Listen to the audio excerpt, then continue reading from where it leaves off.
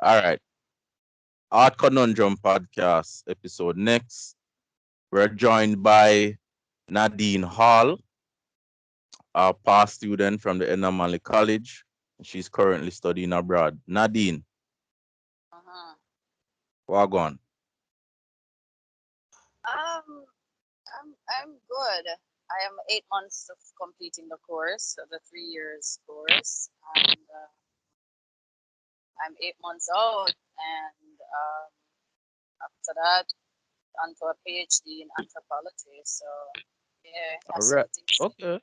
Okay, Yeah. we get into that. We'll get into that.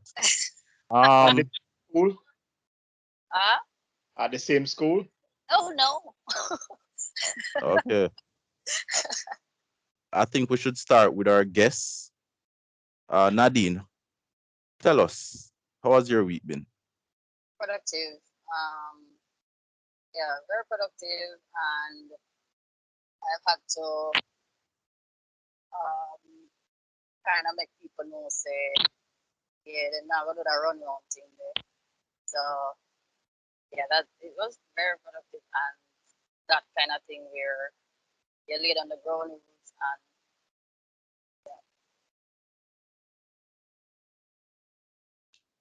Mr. Watson.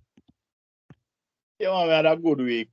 Um, Staying at home too, not going out. I was working on my other interests, doing some cooking, falafel and some other vegetarian food. I was learning a new part of the course. Mm-hmm. So I am on the last 12 weeks, three Mm-hmm. weeks in that, and after that should be a chef. Mm-hmm. So this week I was concentrating on that and sitting around sorry. doing nothing else otherwise. okay. All right, Xavier. Perfect, you know. Um, how was my week? Yeah. Good. Yes, so I had the first contact with my department. We had a year, the second year orientation meeting of some students that deferred, showing Mm-hmm. some work, so forth, collected my ID, bought materials, started a drawing. So it was productive in that way, like getting in the whole frame of mind for school, the start of school, start at the ending of the program. Mm-hmm. Okay. All right. Christina. It was a little bit stressful, but it was a good week. It was a good week. How you That's related? all the people get, Christina. How you I'm relate the so stress? serious. How you relate the stress and the good? Um, because I never make it shy me away. I just tackle it. Alright. Um, and get the whatever I had on the plate done. So So yeah. the Okay. Mr. Watson is like it has something again. no, I mean that's what the thing said. Oh. Okay. Yeah, as for me, the week has been a disaster. Um, my whole apartment flood out. A Wow. pipe Oh, burst sorry, and sorry. I didn't mean to laugh. nah, man, It just was dramatic a while nah, ago. man, me laugh too. I mean, me a laugh, me want to laugh right now. Um, yeah, and I'm trying to see if we can get it fixed before the lockdown. Cause I know so today is the last day before the Oh, next 3-day lockdown. So gosh. we have access to water though, but not in my apartment. Outside of that, it's been an okay week. It's been an okay week until the disaster happened. The week was going fine. Um, but yeah, all right. So Nadine, tell us, what school are you attending, and how has the experience been so far? I'm in my final year Okay. Mm-hmm. at University of Miami where I got a full tuition scholarship, meaning I pay no school fees. I get a stipend. I get to teach, and yeah, I'm doing sculpture. I have 8 months to go. Finish the course. It has been interesting coming from Jamaica and coming into a new environment. This is the first time I've lived outside of Jamaica, Mhm. and it's not where I'm living. It's not in like Little Haiti or Little Havana or my downtown Miami where you have a more population. It's I'm Hold in on, a hold on. There's a little bit of a static. static. Yeah. Okay. If you are hearing me, if you are hearing me, give me thumbs up. Yeah, I hear. it's and it Okay. actually sound a All bit right. better. So Yeah. cool. So yeah, it's different. My community is white and a lot of Cubans. So you know, um, my department is there's only one other black person, and she's in another building. And there's been a culture shock. I mean, I've experienced, discrimination, racism, all of those kind of things. But it's America, so it's America. And I've spoken to people who have studied in England or studied in France, and they say it's the same thing. Or I've been to Japan to study, and they say it's the same thing. So it's not unique, um, but it's for as an individual coming from a country where you don't face that outrightly. Not that it's not there, but you don't. It's not that prominent. That's You a that. know, it was very difficult at first until I've just gotten used to it and find my way of survival. And yeah, but the course has been fantastic. I've learned a lot of things. Majoring in textiles and fiber arts in undergrad and doing just plain sculpture now where I'm doing metal casting, glass blowing, um, oxyacetylene welding, MIG welding, the works, woodwork, the works. So I'm absolutely loving it. What was that transition like though, going from textiles to sculpture? I mean, was that an easy decision to make, or was it the art? Was it the work that pulled you in that direction? I think it's a combination of factors. I come from a family of builders and artisans. My mother was a dressmaker. My father made furniture. On my maternal side, my grandfather was a draftsman and builder. Um, my yeah, so my grand uncle builder. I have an uncle who died last year. He went to Edna Manley as well before. He went, it was just Jamaica School of Art, and he was a illustrator and worked with a advertising company. And so I have this inclination to build and to make, but doing that at first was inspired by my mother, the textiles and making clothes and stuff. I thought that she was a magician and I wanted to be like her. So I was like, okay, this is what I want to do with my life. And then getting into textiles at Edna Manley and then making sculptural forms, I was like, what if I push the envelope? Because I'm also already making sculptural forms with textiles and fiber. What if I brought in other materials into the conversation? And so it wasn't hard as like, okay, let me challenge myself because I love challenges. I love to challenge myself and push the envelope. And I took the challenge to say, let's do something that we have not done before. And I am amazed that like in 3 months, I was making glass sculpture with welding stuff within 3 months of starting the course. So um, I'm amazed at what I've done and how I have evolved to coming to a place now where I'm just looking at materiality, and in relation to historical context and conversations and narratives. So I'm narrowing it down now to say, get to the meat of the matter of what this contemporary conversation is about art. So That's where it's just a natural progression for me to take it from textiles into this, but I'm never ever giving up my textiles. It's so much in my DNA that But Hmm. you talk about the contemporary hold on, let me conversation. put him at something in the area. Ready? Yeah, I'm here now. So you talk about the contemporary conversation. You say not giving up textile.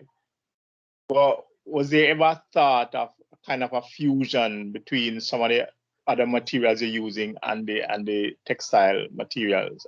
You ever thought of that? Is that a direction you might think of? All right, so approach of still kind of keeping textiles in the mix is my how I approach these new materials. I still try to do them with textiles techniques, whether it's the motif, it's repetition of that motif, whether it's how the lines flow. And so I try to approach everything from that textile perspective. It might not necessarily be fiber and cloth, but how I approach this is from this textiles perspective. I will continue to fuse textiles within and using other mediums like photography and getting patterns in and fusing. So it's multi-layered, and I'm coming from that perspective, like not being put in a box. I'm shattering all of the box them to say, oh, I'm a textile artist. No, I'm an artist. Full stop.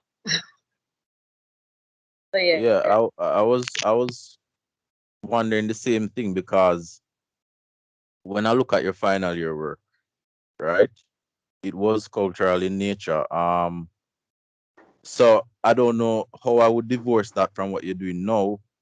I mean, giving it a label textiles, giving that work a label textiles, and giving this work sculpture. I mean, granted, I haven't seen this new body of work, but I don't think there's a huge departure there. I think, especially when it comes to contemporary art, more and more these labels kind of become less and less important because we're seeing a lot of fusion of different working styles, different materials, and even different ideas. Remind us, what was your final year work about? I remember the organization of it and the aesthetics of it, but I don't quite recall what it was about. All right, this work was about intangible hero. But when we think about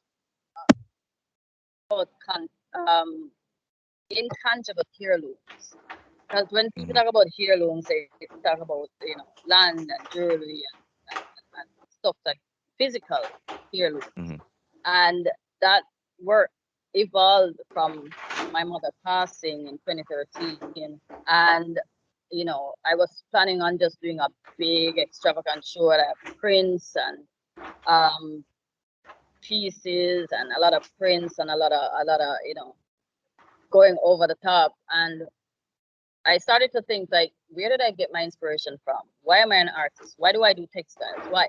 And it came back to my mother. Like, she was my first source of inspiration when I used to see her fold the fabrics, put them on the table, because the dining table was the cutting board and the dining table and and everything. And in the morning, as a 4 or 5 year old child growing up, and then to see like 2 days or the next day, it would be transformed into a garment. That made an impact on me. And I look back and I said, wow, and I wanted to celebrate my mother because she was the black sheep of her family of 10 siblings. She started having kids at 17, and she never stopped until she ended up with 9 kids at like 34 with a ninth grade education. But I saw the talent that she had, and no one saw her talent and how beautiful she was as a person. And I said that I am going to memorialize her and her talent, that she was talented and how she impacted me to be the person that I am today. And so that work ended up celebrating her with her handbag. That when she passed away, I got that as a physical heirloom. And I wanted to put that memory of her, that tangible piece of her that was still left in the installation. There were 7 figures. They were pregnant and they were facing outward. These figures, they had no breast, so they were neither male nor female, but they were pregnant because that legacy has to continue. In other works, I will always talk about my mother because our relationship was not, she wasn't my best friend. I wish she were. She was not. We had a very difficult relationship. I didn't agree with a lot of stuff, but we grew up in a household where children do as they are told, and I resented that because I'm like, no, I am a human. I have rights. So there was always this but I will always tell the narrative, what she did right and what she did wrong. And I'm not in this Hollywood fantasy situation where everything is glossed over and you only pick the good things and talk about it. No. There's another work that I did since I started the M.F.A. that is called, and the first work that I did, the exit exam exhibition work that I did at Edinburgh was called Heirlooms. And then this other work that I did at my first work in the M.F.A. program is called Heirlooms Unchained, because I had to revisit also, apart from celebrating my mother, this work was saying the things that she did wrong. I wanted to also move away from those things of trauma. And so the work has evolved, and after that I did Heirlooms Legacy of Skin, also celebrating the women who made it through the Middle Passage, who survived colonialism, etc. But for the benefit of the people we're seeing this, because there's this cliche that said the work speaks for itself, but it not necessarily happen like that all the time. How should that affect or influence me as a viewer coming in? Because all of that is going to be important. Experiences are shared. Therefore, somebody who looking on whatever side they're on, will look at it and would like to be taking away something from it. How or what, or how should it affect the people who are looking at it? All right, so I create the work and I have my narrative that I create the work from. But the work is never ever limited to my narrative, never limited to my story. It's limited to how the viewer relates to. Yeah, so the work is, I create the work and I know the place where it's coming from, and I write an artist statement based on that. However, the work is never limited to that interpretation. If people view the work and they relate it to things that they're familiar with, and they're pulled into this familiarity. And for my work, what I always do is I always try to put some familiar icons or I use a lot of semiotics in my work, and people can look at it and they say, oh, without even seeing the artist statement, they can read the work and interpret it. That is how I got the artist residency from Diaspora Vibes with Rosie Garden Wallace and in Miami. And Rosie came to Edinburgh. She saw the work at the Rex Netherford conference. There was no artist statement in the space. It was only the label. And Rosie, the work spoke. Because I'm pulling from, for that work, pulled from African culture, the Kisi figures, it pulled from Japanese culture.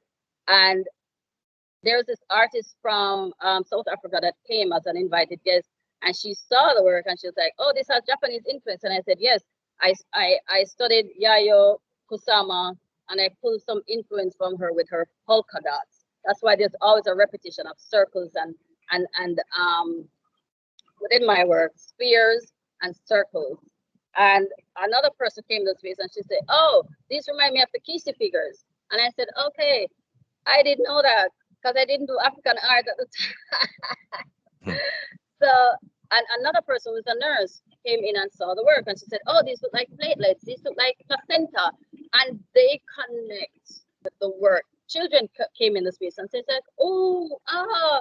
So that is my aim when I do my work, is that it has this thing that connects with people on just a layman level, just regular people coming into the space. However, if you're an anthropologist, an art historian, or anybody in that sphere, you can also see the little symbols that I put in there, and they're also able to read the work. So I got the residency from Rosie Gordon Wallace, there for a vibe, and she did a collaboration with Fountainhead with the Mikesels, Catherine and Dan Mikesell. Mm. So I got that in 2017, and all by her just seeing the work at Edna Malik, taking pictures of it, sending to the vice principal at the time, saying that she's offering me a residency, and that was it. Rosie paid for the visa fee and everything. That was a fully paid residency. I didn't pay for the plane ticket. I didn't have to buy food. Everything was done for me, and that was when I was introduced to University of Miami. Wynwood Gallery. It's the only university in Florida that has an exhibition space in Wynwood District. And if you know Wynwood is, that's a design district, that's the place where all the art happens. And I said Normally. to myself, these people are strategic.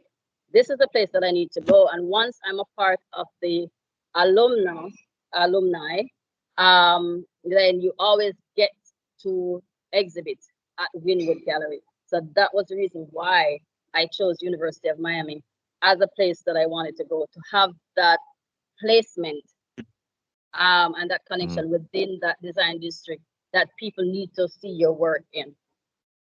Okay. Let me plug in back this. Okay. Mr. Watson, you did say something? No, I was just commenting on the Winwood. I don't know if you ever heard of it. It's a whole art, like the an art district.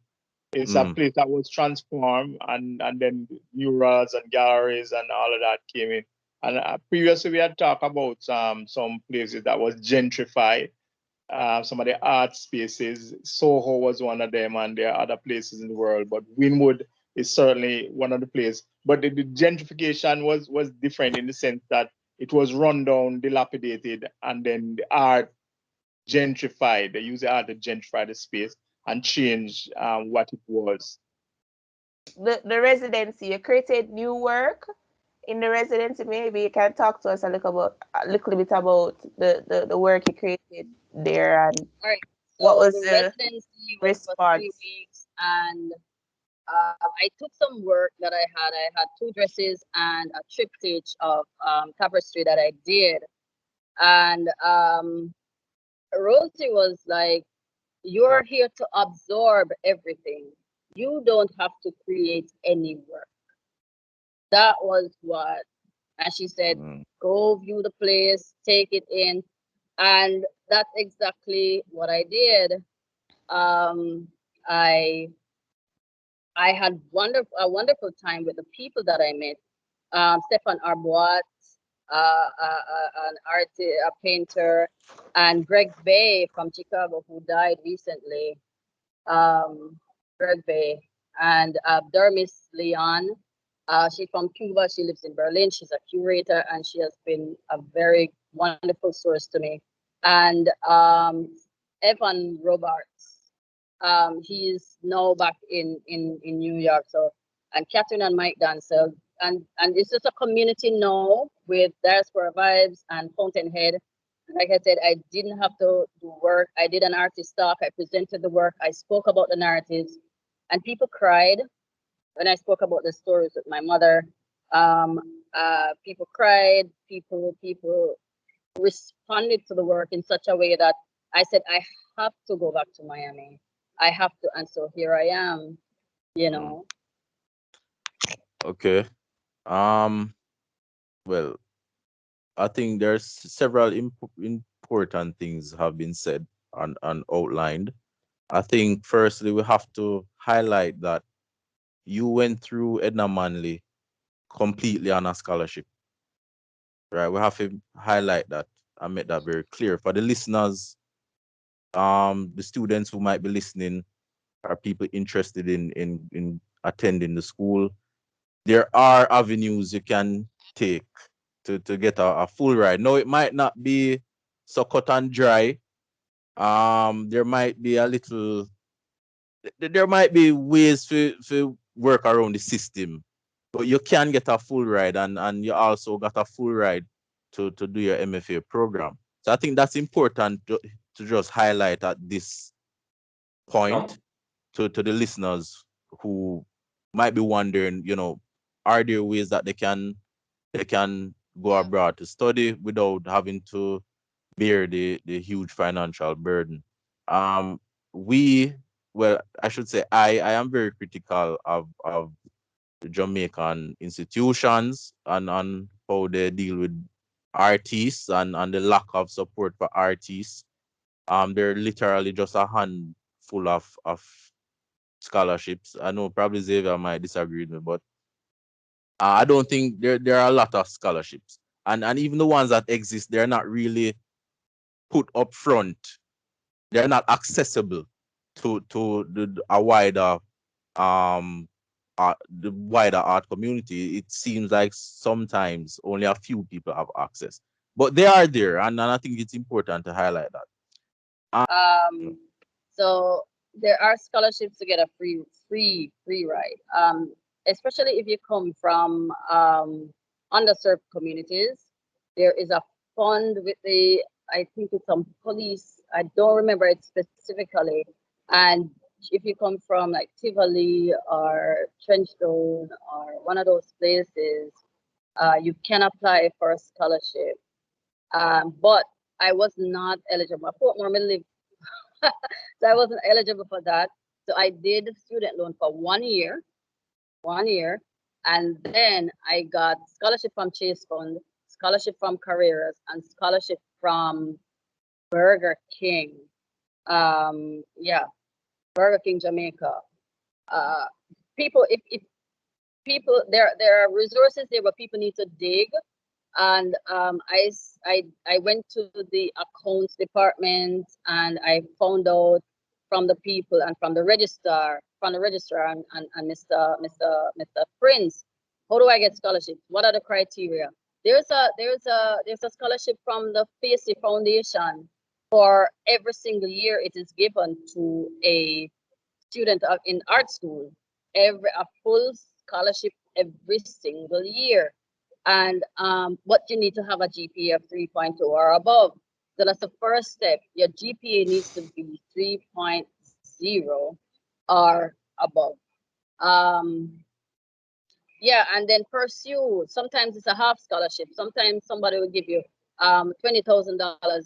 So person should just inquire. If you know that you don't want to be burdened with student loan, or if you really don't have the resources, or if you don't have anybody to be as guarantor for student loan, then they ask you. I got scholarship from my community, from my MP, my MP. So you start from there too. You go to your MP, you go to your government representative, and they also give scholarships. I got $50,000 from my MP in Portmore. I don't remember what name at the time. So yeah, and Mm. Burger King Careers Cheers Fund, and yeah, I also for my final year work at Edna Manley, I got a $20,000 contribution from the department. I don't know if a lot of people knew that they could apply for these grants to help with their final year projects. I I didn't know. I didn't know. Yeah, yeah. I Trust think that's Mr. What another is that? conversation as well, So because what you said no to?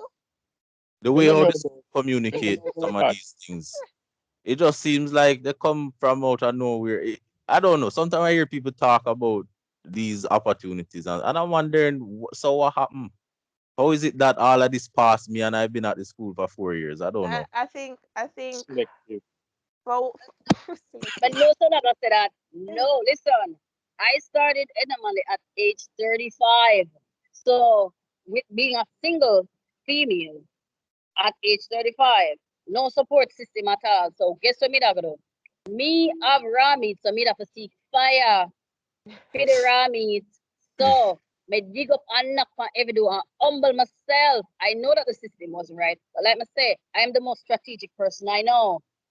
You have to really bootstrap yourself and go to the registrar and really sit down with, And I don't know demand. if it's still Wuchin, but you really have to sit down. And another thing is your advisor, who, I mean, I don't know how many times I spoke with my advisor. I don't even remember who my advisor was. But I think you have to keep pressing people, asking them, I guess. I And don't know that's the why. problem. That's the problem. Yeah, juggle trying to complete courses and also pressing people. But I guess that is one of the takeaways if you're still at Edna or you're starting going to look for MFA, is really try and find somebody who is in your corner that you can constant, or corner in the administrative level, that you can constantly ask about academic support, financial support, resources, or whatever. Um, I mean, a lot of people, it is more laborious to have to find MP and find your whoever the thing and be pressing them about where is the scholarship, where is the scholarships. But if that's what you have to do, that's what you have to do. No, we have to demand better. We enough. In the You know, interim, in the interim, so it's not like laborious. No, if you have something and the help is there, you have to be persistent and knock on the door them and kick off and wake them up and bother them. Um, I and think, I another, think, I think, sorry, but to just respond, I remember going in, you just want to get the work done. And I think, yeah, you have to kick off the door, but I think when your primary role is to just get the work done, and then I think the slap in the face is actually going in and then them telling you, oh, there are this here available. And I think if you try and sensitize people from early that these resources are here, which I don't know if they've done that, um, then the process doesn't become who is more determined to reach for it, but it becomes an access to everybody. So you level the playing field. This is what is available. This is what you can access, and then they can take it from you. See, if they did it like that, that say, hey, this is available, then I would say, okay, but I think if they try and do that, sensitizing first, then we can take it from there as to how we can fill the gaps. Yeah, Mr. Watson, sorry to Also, cut you. persons have to take the initiative to do their research. You Yeah, have to take but the initiative to do the research. Nadine, I did the research. I dug up. I did the research. It's not. uh, It's there. The information has always been given. It is but not. Nadine, It's not like something that is really publicized. But with every scholarship, there is a poster. There are posters that are posted around the school. This mm, scholarship, you need to apply. These are the criteria. And Let you so finish. you need to take the initiative. I am not a person that is going to say, oh, they're going to come and no. You need to take the initiative. You need to do your research. You need to dig. You need to scratch, and yeah, and get it done. all right. I agree with it does take some kind of effort from the individual, but it shouldn't be an archaeological dig. You understand? In other words, what I try to say is that you're in an institution. The information should be at your fingertips. It should be organized. It should be accessible because you're paying for these services.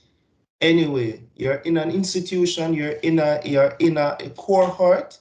Your administrative body is responsible for you. Yes, you're responsible for yourself, but they should make the information accessible. So I agree with Christina. It shouldn't be an archaeological dig.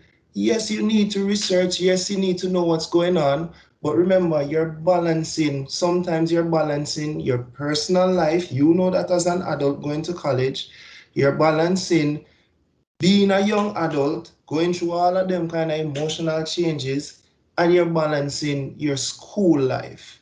So it's like, yeah, juggle, right? Mm. The school need to make it a little bit Yeah, and this is easier just for yeah, you this has to always been the yeah, criticism that I had with Edna Manley, specifically, and the Ministry of Culture. Xavier was sharing just the other day that the Ministry of Culture does not have anything established, any kind of support for artists. I think for things are visual changing artists. now. Right, things are changing now. But what I wanted to ask Nadine is, we know the current political climate in America. It's been developing for the past couple of years. It's coming from the Trump era. I think maybe we're still in a Trump era. How has that affected you and the work? Does that have any bearing on you? What are you seeing while you're there in Miami?